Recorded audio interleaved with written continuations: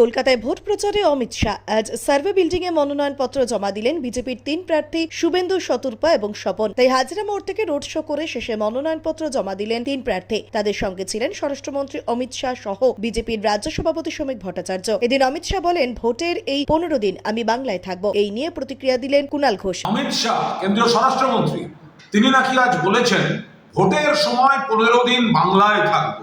তো থাকুন, কে বারণ করেছে? আপনি এলেন গেলেন, কি আসে যায়? 2021 সাল থেকে দেখছি অব কি বার 200 পার, 77-এ শেষ, আজকে 60, ভোটের পর 26-এ নামবে। আমি বলছি আপনার যে স্টেটমেন্টটা ভোটের সময় 15 দিন বাংলায় থাকবো, একটু চেঞ্জ করুন। ক্ষমতা থাকলে বলুন ভোটের সময় আপনি যতদিন ইচ্ছে থাকুন, কিন্তু ভোটের ফল বেরোবার পর একদিন বাংলায় থাকবো।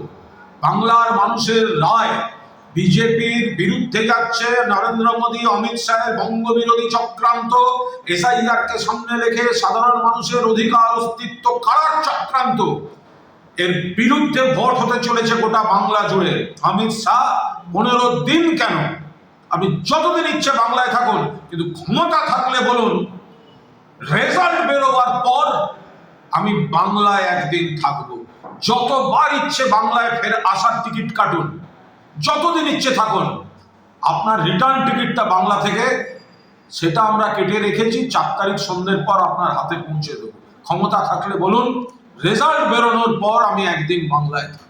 Bureau report, Durnibar Bangla news.